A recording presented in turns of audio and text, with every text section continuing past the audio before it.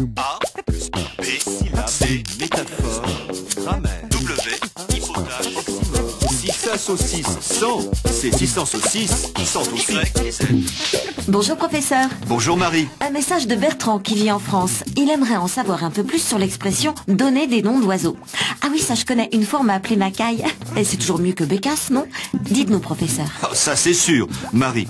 Le mot oiseau apparaît dans de nombreuses locutions métaphoriques. Un oiseau de passage, attesté au XVIe siècle au propre puis au figuré.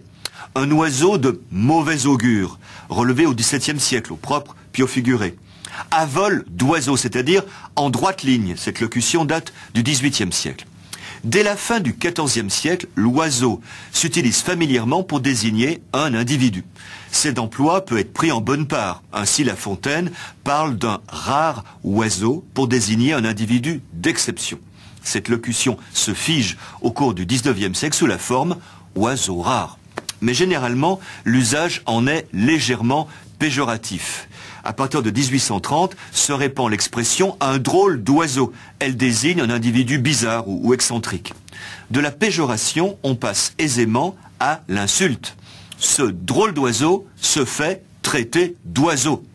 Ce qui explique qu'apparaisse à la fin du XIXe siècle cette locution tout aussi populaire « se donner des noms d'oiseaux ». Elle signifie échanger des insultes. C'est aujourd'hui un charmant euphémisme pour insulter, injurier, incendier, invectiver, enguirlander, etc. Le vocabulaire de l'engueulade n'est pas indigent. A plus B syllabe, C métaphore, grammaire, W hypothèse, oxymore.